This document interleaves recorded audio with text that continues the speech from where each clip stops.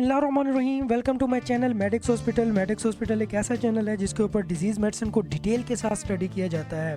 आज हमारा टॉपिक है साइकोसिस, जो कि एक स्किन डिजीज़ है। आज के इस वीडियो में मैं आपको साइकोसिस एक सिंपल लैंग्वेज में समझाने की कोशिश करूंगा। इसकी काजेज़ क्या हो सकती हैं, साइन एंड सिम्टम्स क्या होते हैं, कौन से लेबॉरेटरी टेस्ट परफॉर्म करवा के डायग्नोज करते हैं, किन मेडिसिन के इस्तेमाल से हम साइकोसिस को ट्रीट कर सकते हैं। अगर आप हमारे चैनल पर नए हो तो आपसे गुजारिश है कि इस चैनल को सब्सक्राइब करें। व्हाट इज साइकोसिस? आज के इस वीडियो में मैं आपको साइकोसिस एक सिंपल लैंग्वेज में समझाने की कोशिश करूंगा। साइकोसिस बेसिकली एक स्किन डिजीज है। स्किन के ऊपर ब्लिस्टर्स बन जाते हैं, दाने बन जाते हैं, रैशेस बन जाते हैं और इन्फ्लेमेशन काज होती है। उस कंडीशन को साइकोसिस कहा जाता है। साइकोसिस बेसिकली इन्फ्लेमेटरी डिजीज है जो स्किन के ऊपर इन्फ्लेमेशन काज करती है।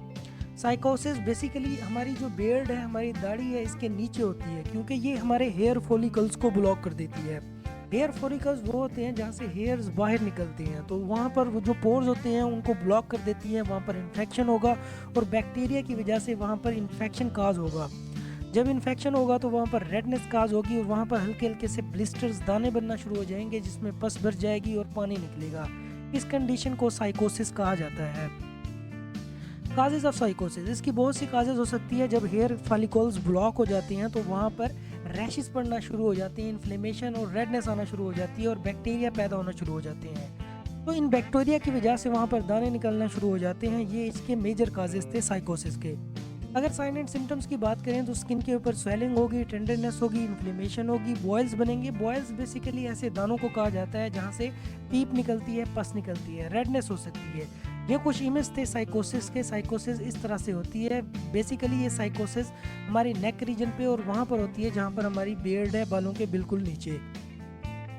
हमारा एक और चैनल है जिसका नाम है हेल्थ फास्टर। हेल्थ फास्टर एक ऐसा चैनल है जिसके ऊपर वेजिटेबल और फ्रूट को डिटेल के साथ स्टडी किया जाता है और वो किन बीमारियों के लिए इस्तेमाल किए जाते हैं। अगर आप चाहें तो विजिट कर सकते हैं, लिंक डिस्क्रिप्शन में मिल जाएगा उसे। इसमें उन मेडिसिन का इस्तेमाल किया जाता है जिनके इस्तेमाल से हम साइकोसिस के साइन एंड सिम्टम्स और काज को ख़त्म कर सकते हैं। मेडिप्रीन, निवेल्जन और एम्प्रीन यूज़ की जाती है एज एन एनर्जेसिक के तौर पर। पेन रिलीफ के लिए आप ये मेडिसिन इस्तेमाल कर सकते हैं दिन में 3 मरतबा।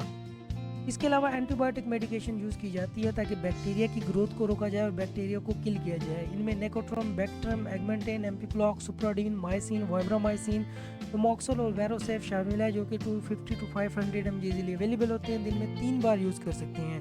इन मेडिसिन के इस्तेमाल से आप बैक्टीरिया की ग्रोथ को रोक सकते हैं, बैक्टीरिया को किल कर सकते हैं, क्योंकि ये ब्रॉड स्पेक्ट्रम एंटीबायोटिक्स होती हैं। अगर आप एंटीबायोटिक क्रीम यूज़ करना चाहते हैं तो इनमें नियोसिन क्रीम यूज़ की जाती है, जिनमें जेंटामाइसिन वगैरह शामिल है, पोलीफेक्स वगैरह शामिल है। इन मेडिसिन का इस्तेमाल करके भी आप इसके साइन एंड सिम्टम्स, रेडनेस और स्वेलिंग को काफ़ी हद तक ख़त्म कर सकते हैं। Best treatment option, best treatment option में उन मेडिसिन का इस्तेमाल किया जाता है जिनके इस्तेमाल से आप इनके साइन एंड सिम्टम्स और काज को ख़त्म कर सकते हैं। मेडिप्रीन, नोवल्जन और कैटाफ्लेम पेन रिलीफ के लिए, पैरासीटामोल फीवर इन्फ्लेमेशन को कम करने के लिए और जेंटामाइसिन क्रीम अप्लाई की जाती है ताकि हम इसके इन्फेक्शन को, रेडनेस को, इन्फ्लेमेशन को ख़त्म कर सकें। अगर आप हमारे चैनल पर नए हैं तो आपसे गुजारिश है कि इस चैनल को सब्सक्राइब करें, क्योंकि इसके ऊपर डिजीज़ मेडिसिन को डिटेल के साथ स्टडी किया